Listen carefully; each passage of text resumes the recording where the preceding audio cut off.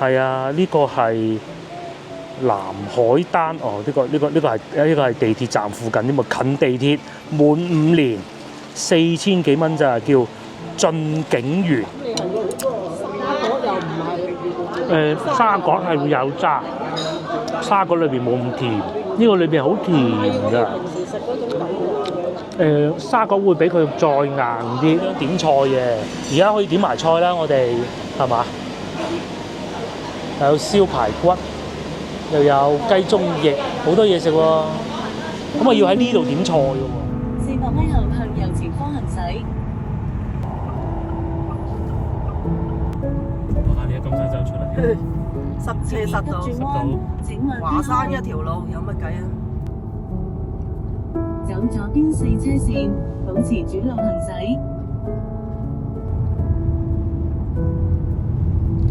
各位觀眾，大家早晨！我而家所在位置咧就係佛山南莊。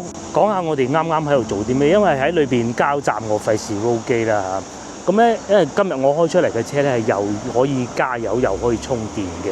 咁咧呢度中石化，因為有加油卡嘅。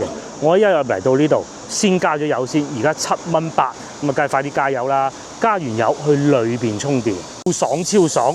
咁啊電油又平咗啦，油平咗大圍市，即係個個都係咁嘅啫。電裏邊而家呢個時間1蚊廿，哇性價比超高啊！咁啊好講下我哋今日嚟做乜嘢？今日我哋咧就過嚟佛山南莊呢邊睇一下，唔係着上身嗰啲男裝喎，係南北嘅南，一個莊園嘅莊。咁喺佛山眾所周知咧，係包括咗幾個唔同嘅市啊。最知名嘅梗係知道禪城啦，即係以前嘅舊佛山啦，又或者係南海啦，同埋順德，咁啊仲有幾個市嘅。咁啊然之後咧喺佛山禪城啊，因為係市中心咧舊城區啊，所以咧其實佢啲工業生產總值咧其實唔係好高嘅。南莊呢度咧又分咗幾個村。咁咧，我哋而家所在位置叫做吉利，我哋就經過吉利河啦。哦，呢度好多大排檔咩？係喎，燒烤小黃魚喎。講翻轉頭啊，點解南莊呢度會比其他區禪城啊、張槎啊嗰啲會更有錢咧？其實好簡單，就係因為工業啦。佢呢度係比較近西樵㗎。西樵山啊，又比較近順德，啱啱就係順德西樵同埋佛山個交界。呢啲圍鄉最好做生意嘅，麥當勞買外賣入去食㗎，呢度幾得意。印象中咧，喺大學城有一個咯，同埋喺黃岐有一個，咁啊就係呢度另外一個啦。好少廣州會有嘅，咁啊接落嚟咧，我哋就打算咁嘅，去吉利市場嗰度行行先，個名幾好聽啊！吉利市場。今日咧因為而家9點半啊，如果有啱食早餐，咪簡單食少少咯。食完之後咧，我哋中午咧就會去食燒雞咯。呢度係賣水果嘅，好多下喎。附近都多呢啲靚樓喎，唔好行住，我睇下幾錢先。搞到好想買啊！大查到啦，好多觀眾問我哋呢個 app 係乜嘢，睇得唔係好清楚啊嚇。呢個係一個叫安居客嘅 app。好，重新揾個地方啊！嗱，呢度睇得清楚啊，南向。4面望江，全屋定製，1萬蚊1平方啫喎。係啊，我覺得都唔平係嘛？都要萬幾蚊啊！加多少少啊，可以買得嗰啲老婆少。唔係即係番禺有地鐵嗰啲㗎啦。哦，咁啊係。畢竟你呢度仲係冇地鐵。始終都你又錯啦！呢度叫萬科城。1萬蚊1平方米，稍為高少少。咁啊，二手仲可以講價。我老婆啱先講到有冇地鐵，其實呢度係有地鐵嘅，南莊地鐵站。哦，咁啊可以。係啦，咁今日其實呢條影片係做乜嘢咧？係向大家推薦。如果大家想，我又舉例啦，譬如你哋喺香港咁先算啦。想唔係買樓，我推薦都我自己都未買，係咪先？如果你喺香港又或者甚至乎喺海外，點樣翻嚟西樵山遊玩？啱先講過啦，呢度咧係好近西樵山嘅，喺呢度開車過去西樵山15分鐘就到啦。北門，大家記住西樵山北門。咁你喺南莊地鐵站，佛山2號線南莊地鐵站打車過去15分鐘就可以去到西樵㗎啦。呢度咧就係南莊地鐵站，佛山2號線總站。咁咧就喺呢度啦。咁啊有幾遠咧？打車嘅話，其實我諗都唔需要啦嚇。揸車7分鐘2公里，7分鐘2公里，咁你打架車幾蚊就到㗎啦。然之後咧，如果你哋想去西樵山北門，記住係北門啊嚇，到打車去西樵山北門13分鐘咁就到㗎啦。以後各位翻到嚟遊玩想去下西樵山行下啦，係咪先？成日廣州市中心好玩啫，都悶悶地啦。咁你可以喺香港坐高鐵上到嚟廣州南站，記住廣州南站行少少啊，過去轉佛山2號線。咁2號線嗰段咧就要坐得耐啲啦嚇，因為佢始終係地鐵嚟嘅，可能1個鐘頭啊，差唔多。咁你可以理解到就係大概你喺兩個鐘頭咧就可以去到西樵山，從香港出發。個站玩啊！而家咧我哋入咗嚟市場呢度啦，熱鬧喎市場，呢度叫吉利市場。咁同埋呢度咧，大家溝通都冇問題啦。阿姨講咩，我句句都聽得清清楚楚。可能會唔會因為工業比較發達咧？多外地人啊，好多呢啲葉菜鹹菜賣啊，廣西米花度咧就賣芽菜啊，仲有龍江特產。市場係幾企理喎，好乾淨喎，唔係話污水橫流嗰種感覺喎，係嘛？我印象中佛山順德嗰啲市場咧，嗰啲水咧踩到你哋鞋污糟晒，咁我都等緊唔好着對新鞋嚟。呢度又叫龍津東路喎，真係有趣啊嚇！龍津路市場咪就咁，佛山有幾個市場都係㗎，叫咩名我唔記得，鴻圖市場好似叫，我唔記得啦。我哋都去過順德嗰啲市場，哇！又係行到你嗰對鞋污糟晒，要翻去洗嗰種啊。咁同埋呢度嘅市場外邊嗰條路嘅名咧叫龍津西路。咁又嚟睇下價格啦，都大鑊個市場嚇。哇！呢度仲有批發阿姨賣菜喎。今日係阿叔賣。屋企啲菜都多，不過但係咧呢度就睇唔到有明碼實價，就係啲檔口咁樣臨時擺賣點，呢個應該叫做一格一格咁擺住喺度賣嘅。應該係室內嗰部分咧，佢係冇蔬菜賣啊，我估㗎咋嚇，所以俾佢哋喺度擺檔啦。買絲瓜，都行過嚟呢邊又有早餐食喎，食唔食咧？龍仔蒸飯啊，呢度係未免早啲吧？食龍仔蒸飯，我呢度食湯粉嘅包啊，各種妹妹都坐埋喺裏邊食㗎喎。但係食腸粉，食碟腸粉啦。幾錢啊，老細？總共10蚊係嘛？好啊！市場邊咧又揾到嘢食嘅，咁啊真係餓到都幾餓啊！咁啊所以就食少少嘢啦，食碟腸粉，總共收10蚊咯，應該係4蚊5蚊啊嘛。瘦肉腸同埋雞蛋又到啦，雞蛋腸粉、豬肉腸粉，呢個係豬肉，呢個係雞蛋，乜嘢一半啦？你食唔食㗎雞蛋腸粉？食啊嘛，等我嚟啦。有冷氣係唔同啲嘅，我哋點解入嚟咧？肚餓係其中一個原因咧。另外一個原因咧，呢度有冷氣。話說咧，南莊呢度姓羅嘅人係居多嘅。咁咧，佢哋就係外邊遷過嚟。點解叫南莊咧？好搞笑個名嚟得，就係咧，因為佢哋以前喺珠璣巷過嚟嘅時候咧，喺北方遷過嚟噶嘛。咁咧，佢哋個神主牌要攞嚟噶嘛。咁神主牌點攞個籃裝住，掛住嗰啲籃啊，所以就叫南莊啊，好搞笑啊！我咧就食下腸粉啊，兩隻蛋啊，我2隻蛋咁多啊，你啊，蛋黃變一碗，好滑啊！嗰啲豉油咧就唔係偏甜口，好似廣州嘅咁嘅，但係廣州咧用油咧就冇咁香嘅。其實出到嚟外邊咧食嗰啲腸粉咧，用油都會好香嘅。另外咧，呢度夠晒薄啊啲腸粉。另外咧，佢哋係唔中意擺啲蔬菜入去，我好中意呢一點。有肉碎，老細捲得好靚咁薄嘅，佢係似番禺嗰種做法嘅，好大嗰啲盤咧咁去拉嘅。番禺都係咁做，番禺係好大個盤。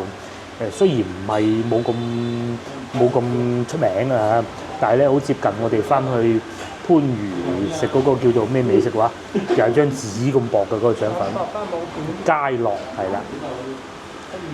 但係呢度係捲賣嘅。一份醒神嘅早餐就從此開始。飽啦，咁咧睇下我哋會買啲咩啦。不過講真嚇，屋企咧好多嘢都齊嘅。咁然之後，琴日星期一，今日星期二。星期日我哋出去，琴日咧星期一咧我係冇拍攝嘅，咁啊所以咧屋企有啲嘢係食咗，咁啊睇下會買啲咩，但係個女咧就講咗有嘢要買咯。嚟啊睇見啊嚇，雖然啊未必會買嘅，好企理好乾淨呢個市場，嗰啲餸菜咧擺到好整齊，唔似話我哋去趁墟嗰啲擺到亂糟糟，咁可能係因為咁嘅原因咧，所以佢嘅價格啊唔定。仲有嗱呢個添啊，佢哋個稱咧公示俾人睇到嘅。我都未見過咁企理嘅市場啊！就算喺廣州老城區都未必見得到咯。咁啊接落嚟，我哋會買個白砂糖係嘛？燒肉啊28蚊一斤，都唔算勁平啊嚇！呢個龍津路咧就唔同我哋翻去嗰個龍津路，呢個龍津路嘅市場咧就比我哋翻去龍津路嘅仲要貴。通常我哋會認為啊，廣州啲物價應該就係貴少少嘅，係嘛？咁比呢度有錢都正常啦，廣州。咁但係咧好明顯啦，呢度物價指數比廣州高，至少呢個市場係咁咯。因為有地鐵嘅原因咧，喺呢度地鐵站10零分鐘。咁係啊，近呢邊咧，呢邊咧其實真係有少少似南海啊嗰邊，好多人咧都係揸車，停車亦都好平。咁同埋仲有件事情咧，要提醒下大家各位觀眾，即係因為都有觀眾講過話啊，有想揸車翻到嚟國內行下咁嘅。咁但係咧有一點咧，你哋一定要注意，先頭就係啦，我咧嗰架車咪插咗去充電嘅，咁啊我唔充電冇乜所謂嘅，當係停車嘅。因為佢可能太重啊，嗰條電纜啊，咁咧我一行開咗佢就充唔到啦，好奇怪啊！可能係因為咁嘅原因，就一路都充唔到。好彩係油電混合啫。如果你哋係開純電車嘅話咧，你就係爭嗰100公里翻唔到香港咁就弊㗎啦嘛。所以一定要檢查清楚，同埋仲有一個竅門係咁嘅。大家咧可以咁樣，好似我咁啊喺呢度影低一張相，嗱影低呢個曲啊，咁然之後咧喺佢嗰個 app 裏邊咧，微信啊或者支付寶啊嗰啲 app 裏邊咧，佢有一掃描㗎嘛，掃描咧可以掃描張相嘅，我選擇。然之後咧就可以充到電㗎啦，係啊。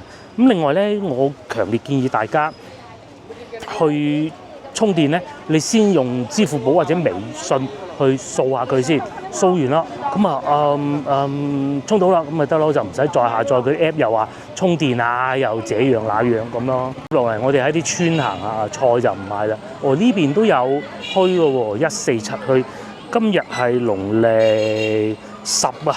應該就冇㗎啦，行咗幾步落雨添。呢幾日啲天氣都係咁㗎啦。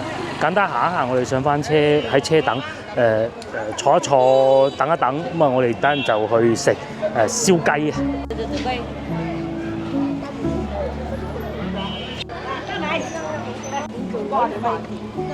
啲咩啊？東北2蚊。好啲㗎。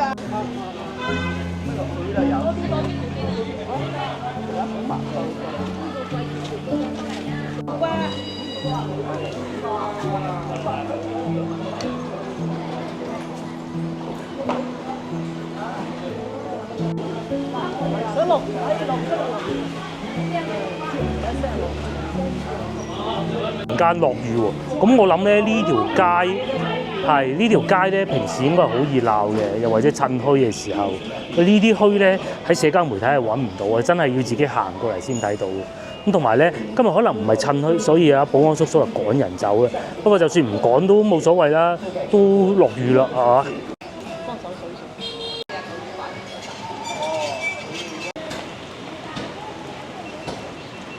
附近咧都多餸菜賣嘅，只不過可能咁啱落雨啊，冇人嚟買嘢嘅啫。到有瓦遮頭啊，有個棚呢啲咧就特別多人買啦，依日買番薯。咁我哋咧就會繼續往前邊行下嘅，咁啊四圍睇下啦。我點解成日話南莊啊呢度附近啲人有錢嘅，睇下啲車就知啦，成一路收得又幾好添嘅。仲有呢個咩啊？呢個係賣衫嘅百貨用品店。喺度等雨咧，又同大家睇下樓價啦。咁咧呢個勁啊！你估下幾錢？30萬喎。啲二手嗰啲冇樓梯係咪？係啊，呢個係南海丹哦，呢個係地鐵站附近添嘛，近地鐵滿5年4000幾蚊咋，叫駿景園。駿景園咧就喺我哋呢度附近啦。咁唔係面前呢一棟啊嚇，係其實都好近㗎啦。應該就喺呢棟後邊啦，大概可能咁上下呢種格局啦，係咪？4000幾5000蚊都唔使，30萬喎，最難得嘅係。係咯。我分分鐘可能仲係呢棟都唔出奇喎。嗱，佢話8層樓高㗎嘛。啊，唔出奇。8層樓高。可能唔止8層，差唔多。差唔多啊！啲格局就咁樣樣啊，咁啊舊㗎啦，係啊，12年到依家咁啊10幾年樓齡啦，10年以上啦，但係都接受到嘅話，呢個幾好添喎嚇，3室2廳2衛啊，69平方米就係咁啦。南莊地鐵站步行1629米，咁但係有個問題咧，就係如果你真係住喺呢度咁計啊，我假設啦嚇，係啦。電動自行車啊嘛，你有5000蚊咋呢度附近？先頭我哋睇萬科嗰啲樓盤就梗係貴啦，嗰啲要1萬。呢個威尼水岸仲有個7天酒店添喎。各位觀眾如果翻到嚟呢度附近遊玩咁，其實哇呢個仲誇張。呢個會唔會係公寓嚟㗎？公寓啊？唔係喎，佢寫住宅喎。你估下幾錢18萬咋？44平方米18萬啊！就係面前呢一棟啊，威尼水岸啊，佢得翻一間㗎啦。佢呢啲係賣咗出去俾啲即係俾人哋出租嗰啲啊。出租啊，18萬你都過得過啦，係咪先？哇！佢面積唔係好大，44平方米18萬喎。最緊要係你能力範圍內負責。冇錯啦，即係你話1年工資都搞掂喎。1年幾千蚊工資又買。係啊，得嗰陣得3000蚊，唔一個月得3000蚊，你又唔好啊。你供30年你都60歲都死真係。係啊。冇幾多年啊。幾好喎，18萬喎。明明係由一個推薦大家去西樵山點樣遊玩嘅節目，可以變成睇樓啊！話晒呢度都係近都係佛山啦，係咪先？話晒都係佛山啦。咁同埋咧，通常我哋睇樓咧、買樓，如果真係要置業嘅，睇幾樣嘢。好多時候咧，如果係喺一啲批發市場附近咧，佢又有佢嘅價值嘅噃，即係好似呢一個咁樣，啱先嚟睇嗰個咧。都係嘅嚇，呢度附近咧都係有好多產業咯，啱先都講過㗎啦，因為大家都見到啦，咁多人口住，唯一有一樣唔好咧就係個市場物價稍為貴少少咯，充電入油各方面都好齊全，舒服樹木又多，開部電動自行車，再唔係開部車咁就得㗎啦，坐高鐵又方便，呢度去高鐵站唔係好遠嘅啫。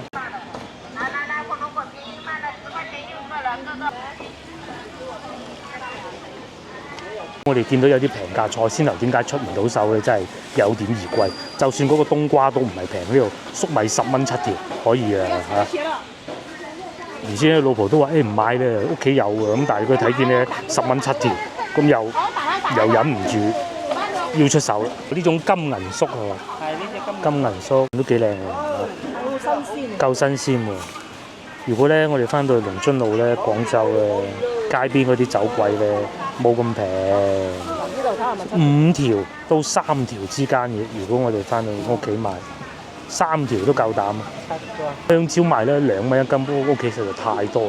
又或者後邊啊10蚊6個，買好多啦。早2日2蚊雞3水蕉，經過呢度見到啦啊！呢度叫做吉利海口村。咁啊海咧，通常以往啊，佢哋都可能會係一啲其實河涌嚟嘅，即係比較闊嘅河涌。你喺呢度係見到有條河涌嘅，同埋呢度啲樹木啊真係夠茂盛。通常我哋去到嗰啲村啊下邊嗰啲咧，好少會見到咁茂盛嘅樹木嘅。好多時候咧，全部都斬到光禿禿咯。到夏天嘅時候咧，一曬落嚟咧就好攞命㗎啦。咁啊呢度咧行得幾舒服。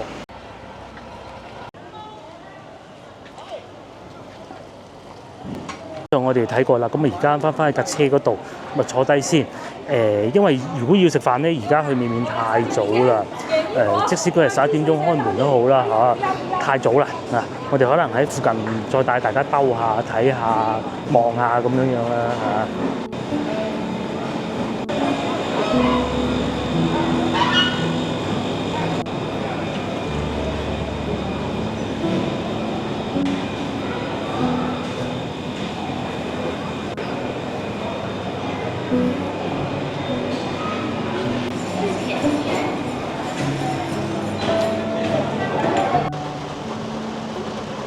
啱啱上翻車，又狂風暴雨，呢排啲天氣都係咁噶啦。其實今朝我出嚟睇見咧係話冇雨嘅，不過咧有個好處就係呢啲雨落一陣，等陣就會停噶啦。有一個好處就涼爽咯。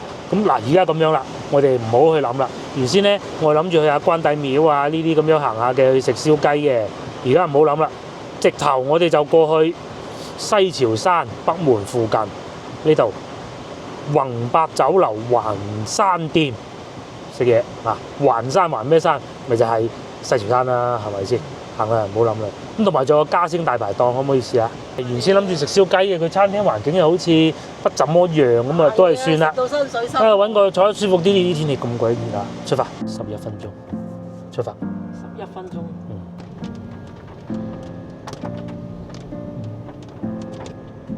前面路段限速60。尖沙咀酒店。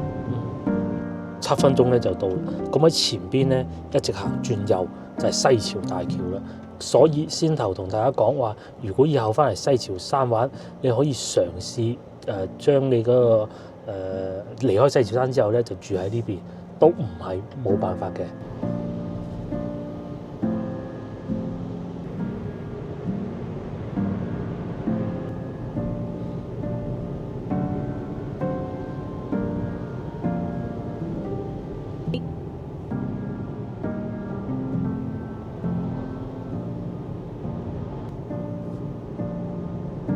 南門九江方向行駛，然後轉右，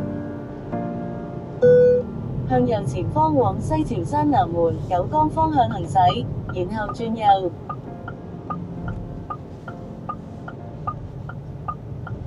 九江啊，係南海中學啦，即將轉右，就真係南海中學啦。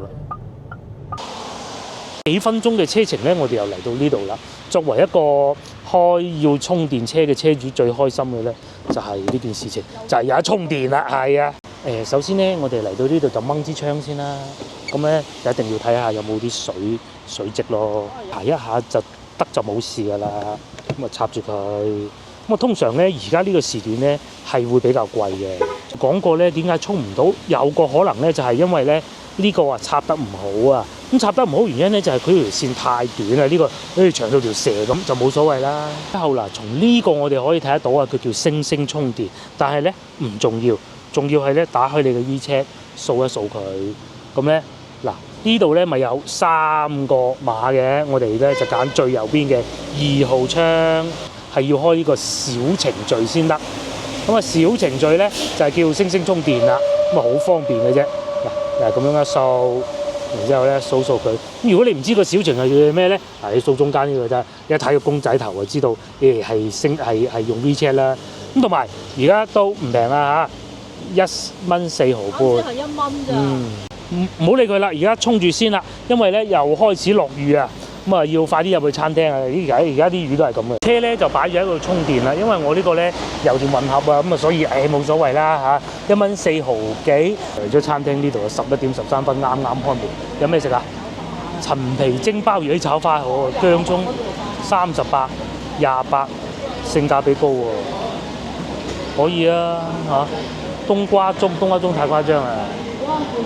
巨無霸冬瓜盅，哇，300幾蚊喎！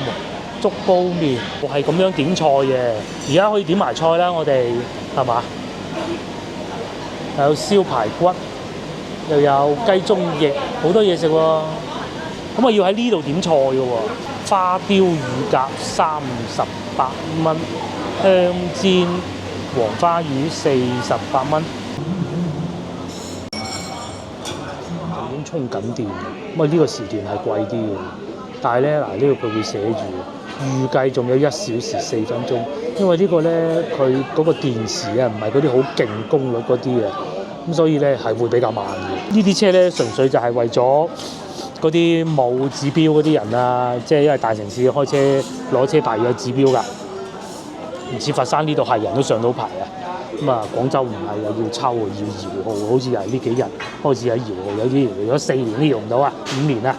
咁啊，再嚟就佢充電係好慢嘅。又話幾多年之後搖唔到可以俾指標？ 72個月搖唔到指標，搖唔到廣州啊嚇。72個月，即係6年，就直接送一個俾你，但係你要連續搖6年啊！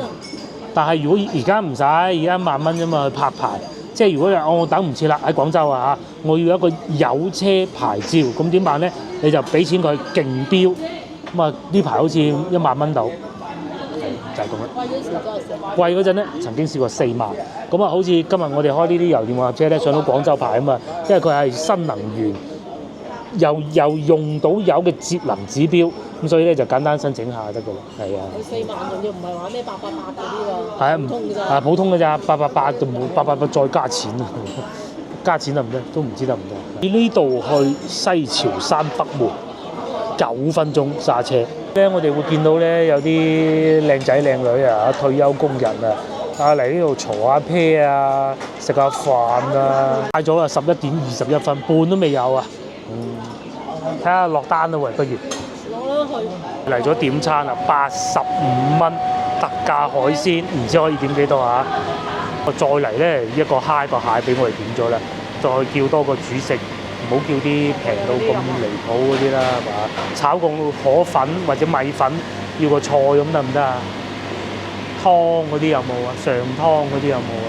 湯都係燉湯嚟嘅。竹筍係咪竹筍啊？吊絲單筍係啊，呢度特色嚟㗎。林樂吊絲單筍啊嘛，係啊，係啊，要嗰個老西條都攞到。都攞到貨，好緊啫，一陣就到啦。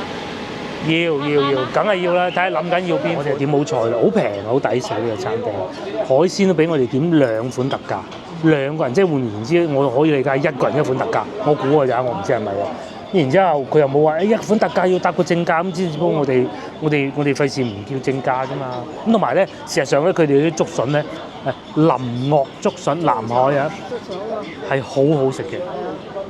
薑茶都好食噶，都係呢度附近㗎啦。咁啊，至於充電咧係咁嘅，一轉我哋又講下充電啊。咁佢每個時段咧價格係唔同嘅喎。我哋而家用緊一個比較貴嘅時段，咁都冇所謂啦，1蚊4。但係如果平起身咧，譬如話呢個咁啊嚇，10蚊02毫，會員專享同非會員專享爭1分錢，我唔使理佢啦。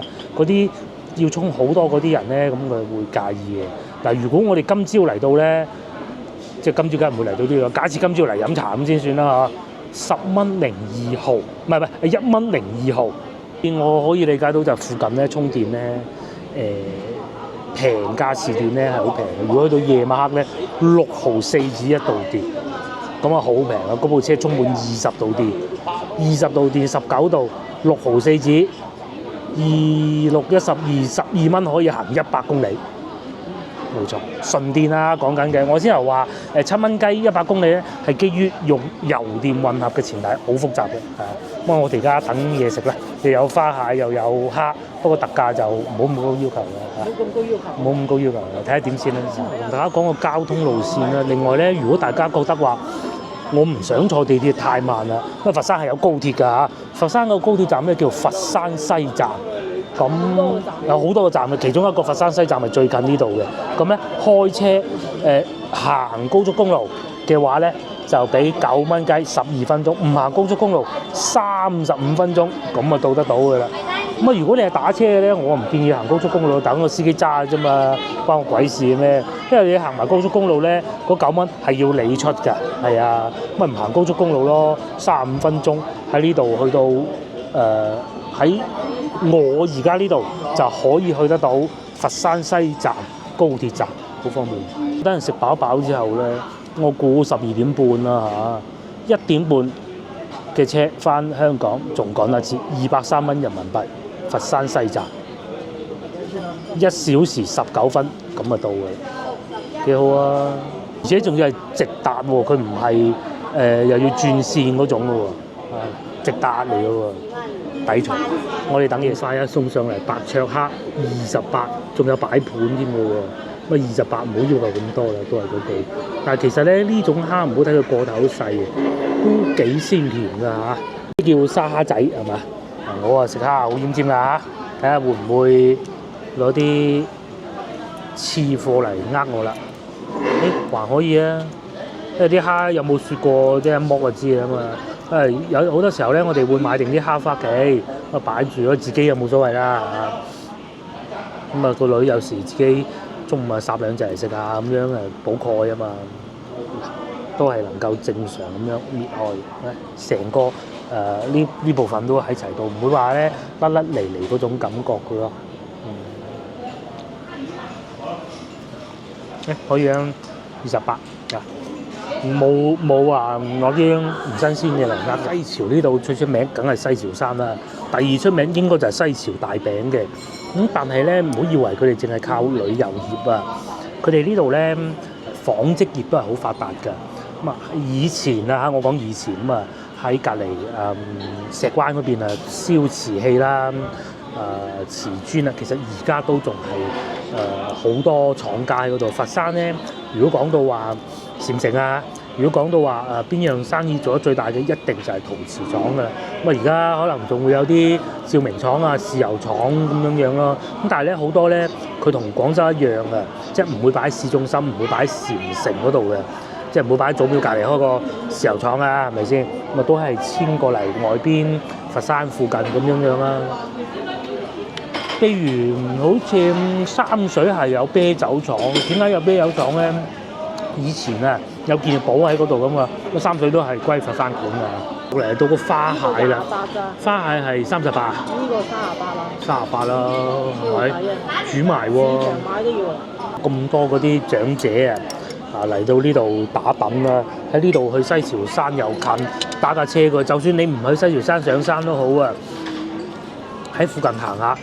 我哋先後喺西樵大橋咁一落嚟咧，見到嗰啲風景咧，嗰啲山山水種感覺咧，仲要啱落梅雨喎，係真係同市區嗰種壓力咧完全唔同嘅。如果講到喺廣州你想第一時間逃離嗰啲煩囂，好似入到一個森林咁嘅咧，一個就從化，一個就西樵，就只有即係近下講，就真係我第一時間諗到呢兩個地方。再遠啲肇慶都有，不過就遠啲咯嚇。個蝦幾新鮮，佢隻仲好肉啊！有肉㗎啦，而家有肉啊啲蝦，幾好添喎！我好中意個蝦，同埋佢個豉油咧，佢啱送上嚟嘅時候，我見咁樣豉油咧，我見到咁樣係咪有啲咩唔啱嘅？唔係喎，佢調個味幾好食啊！之後咧，嗰啲甘香味反而仲出到嚟。蝦咧，佢夠鮮，有啲咁多苦，即係屬於河鮮嗰種苦味，啲咁多係要有嘅。咁然之後咧，點咗啲豉油，再食翻嗰種梅甘，幾好啊！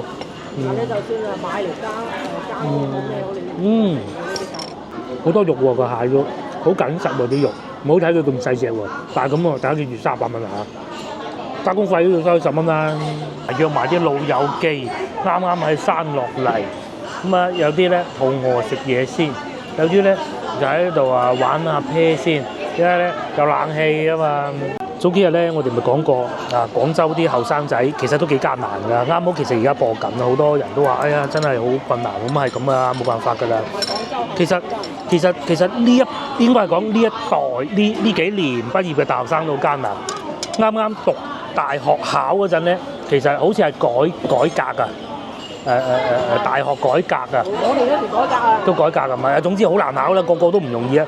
考完咁啱又係疫情，佢可能3年冇同個同學見過面，都係有可能㗎。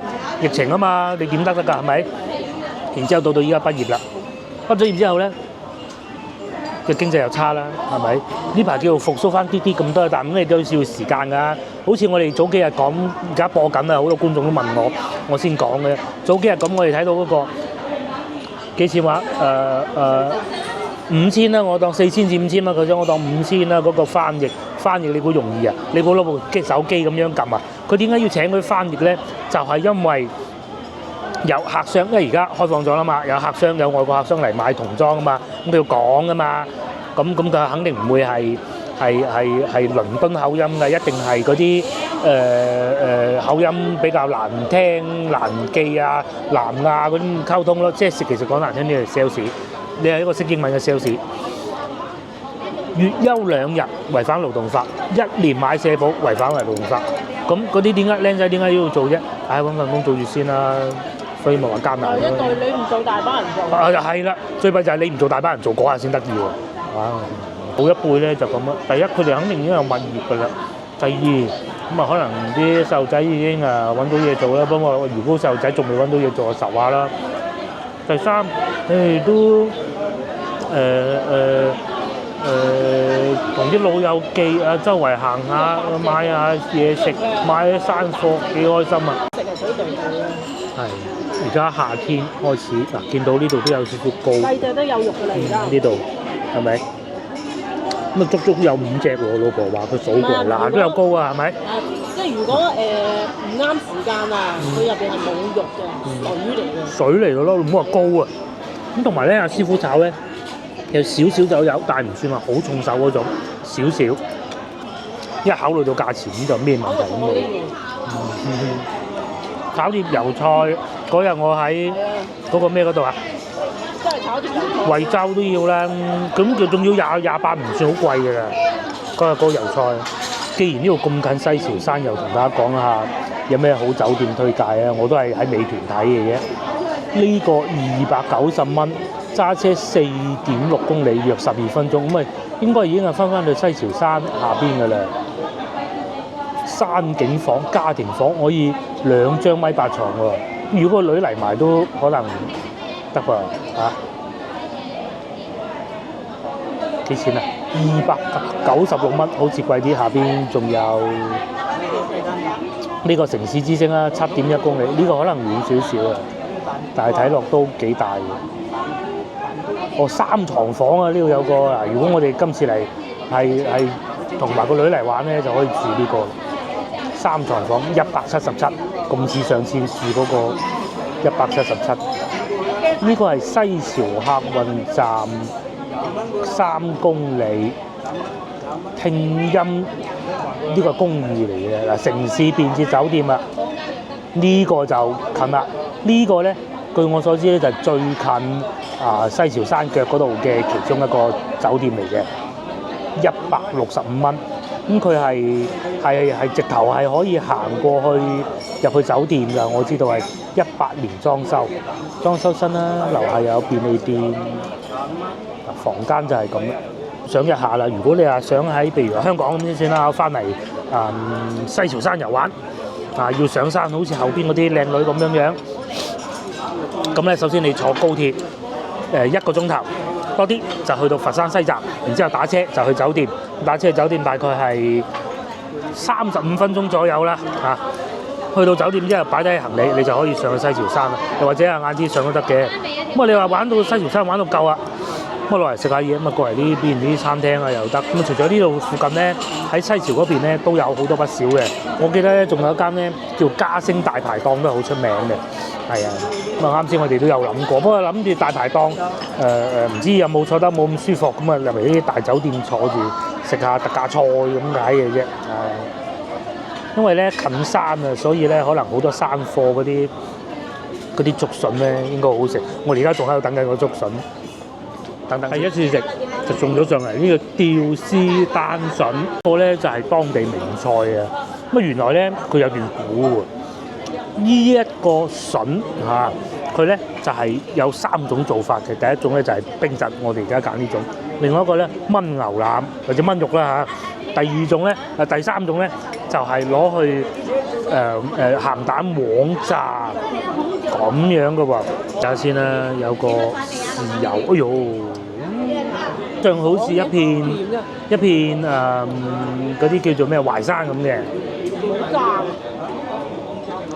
係好食啊，好嘅，話完全冇渣，一啲渣都冇。嗱，通常我哋食筍都筍嘅，大家應該食過啦，係會有渣嘅嘛。佢完全冇嘅噃，點咗少少呢個咧都唔會影響到佢啲甜味，好甜嘅。咁另外咧，原來仲有個古仔嘅，點樣先種到呢個咧？一定要啲水質好，泥土又要夠嗰啲大霧咧，類似係。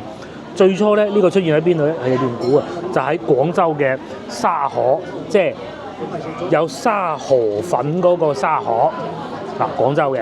咁咧當時咧就好多農民喺嗰度種咧，有段古啊，當時有種呢個有個農民，咁啊個仔去摘去山採藥，咁啊再行咧跌咗落崖，咁啊個神仙見到之後咧，就喺條件衫度掹一條線，咁啊伸落去救翻阿農民個仔，咁啊個仔啊翻生啦。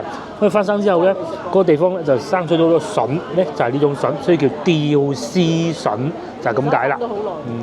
質感你係沙果又唔係沙果係會有渣，沙果裏邊冇咁甜，呢個裏邊好甜㗎。平時食嗰種感覺。沙果會比佢再硬啲，唔同話螺絲粉嗰種硬嗰種咧，有時候如果胃唔好啊，因為我老豆係啊，我老豆後生嘅時候咧個胃唔好，唔食得筍嘅佢係呢個咧，即係如果我即係咁講啊，當時咧我諗佢應該食得嘅，唔會話食完之後咧覺得話要咬好耐啊，有渣嗰種感覺唔會。如果我唔講俾你知係咩，諗唔到。你係估佢唔到係筍。係啊。嗰種口。就算估到係筍已經好靚啦，唔好話估到係呢個品種啊。未食過。嗰兩味餸咧特價咧就抵食，都係抵食，但係咧專程揸車嚟為咗嗰兩碟特價咧就冇必要嘅。呢個咧就好值得嚟啊，真係好特別。你嚟到街食一啲係，梗係嚟到呢度食啲嘢，唔通食燒鵝咩係嘛？翻去先食。先頭我哋諗過食燒雞，老婆話又燒雞，邊度有得食啊？順德邊度有？邊度都有燒雞，你湖南都有燒雞啊，係咪？咁所以唔食燒雞啊，我都攞手嚟食添，揸住似一嚿似咩咧？真係好難形容。似一嚿未煮好嘅冬瓜，雪住，即係去打邊爐嗰種咧，嗰種冬瓜。淮山又似沙葛，又似冬瓜，好得意。嗱呢度開始咧，睇到有少少筍嘅感覺，呢度係咪？筍心佢破開咗，佢好大嚿嘅啲筍，而且咧完全唔苦，果然不錯。我老婆仲話：不如試下攞個竹筍點下呢個，反而冇咁好食係咪？係啊，呢個豉油。又好特別，呢個豉油係咪落個豬油咧佢？唔係啊，有啲蒜蓉調。蒜蓉調過，我睇見啲色咁差，但係食落哇好好味。呢個係將個蝦咧提升咗幾個層次。試下點竹筍係點？真係唔同嘅，好似食緊一啲好靚嘅蝦咁，係咪？同埋咧。呢個筍咧食落口嘅時候咧係甘嘅，唔係食落口嘅時候係甜嘅。當佢吞咗一段時間之後咧，有少少回甘。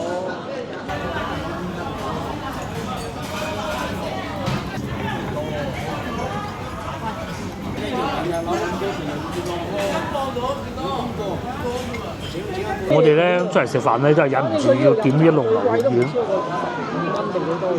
仲要唔知幾錢喎。4粒巨樣。最初我哋冇叫點心咧，係驚佢蒸住好耐嗰啲。咁啊呢個咧，好老實講啊，等咗一段時間嘅。你叫先蒸。叫先蒸啊！唔係話由朝蒸到晚嗰啲啊。呢度食嘢性價比真係高，咁大粒喎㗎啫。咁點食？約咗佢啫，我唔成粒咬。蒸定。啊！佢唔係朝頭早蒸定擺喺度攞出嚟嗰種嘅。喺我哋入到嚟嘅時候咧，後邊嗰班靚女已經到咗，喺度坐 pair，然之後佢哋叫團餐嘅，人多啊嘛。咁另外咧呢度啊最出名咧，即係我哋食唔到啦，真係冇辦法。冬瓜盅，大家翻到嚟如果中意食冬瓜盅，一定要試。多人先好食。一定要多人啦，人少唔冇所謂啊。冬瓜盅撈粉，同埋仲有撈雞都係好好嘅，因為我見到隔離台呢啲都係食呢啲嘢。我就講緊一種好經典嘅牛肉丸做法，馬蹄、陳皮、芫茜，有牛肉味，又好緊實啲肉。係啊，已經好接近我哋好耐之前喺小菜王食到嗰個。如果佢再多個雞汁咧，咁咪完美啊！中上水平啊已經，仲要好上添啊已經。又夠新鮮啲，咬出去咧仲有肉汁㗎。唔係話嗰種攞貨嚟食。唔係，好有可能係佢自己打都唔出奇。大餐廳有啊嘛，個粥嚟㗎。哇，咁大煲嘅。有3個。係3個人叫條魚食兜粥，幾開心。我哋淨係叫呢幾味都未夠，都食唔晒啊！每一碟都食唔晒。最終埋單啦嚇，143蚊。咁呢個老婆叫咗個陳皮牛丸係20好似貴啲啊，同我哋5折茶樓比，梗係貴咧。嗱呢度係其中一粒啊，佢裏邊足足有4粒嘅，即係圍到5蚊一粒啦。巨型，我食咗一粒飽咗啦，佢係食咗2粒，佢就好中意食牛丸嘅。如果你話減翻20蚊，其實就係134蚊咯。咁啊茶位就6蚊，飯我要一個，咁即係9蚊咯。性價比超高。而家呢個時間12點半啦，餐廳咧客人亦都越嚟越多。喺附近嚟講，大嘅型茶樓飯店呢間咧算係其中一間，亦都係有好多好有特色嘅食物啊、菜式啊，咁啊食竹筍啦，又或者係嗰個叫做冬瓜盅啦。個台中間咧仲有個爐啊，可以俾你打煲。不過今日咁熱，打咩煲啊？如果有揸車冇揸車打車啦，都係嗰句近期成日講嘅啦。打車係性價比最高去遊玩嘅方法。以前點可能啊？我哋最記得好耐之前嚟嗰次佛山地鐵啱啱開無耐，仲去得到嗰個我唔記得叫咩路啦，喺嗰度住嘅。咁然之後咧就嚟西樵山玩，好耐個女好細，仲要推 BB 車。嗰陣我仲有體力嘅，推 BB 車推佢上山嗰陣咧。真係攞命啊！就係嚟呢度啦，哇冇車幾痛苦啊！即係都係打車先至去得翻嗰個又坐過一輪巴士啊！好啦，今集影片到呢度結束啦，我哋都係時候翻去啦，下集見，拜拜！幫忙 share 我影片俾你嘅朋友，同埋幫我點個 like 嘅，拜拜。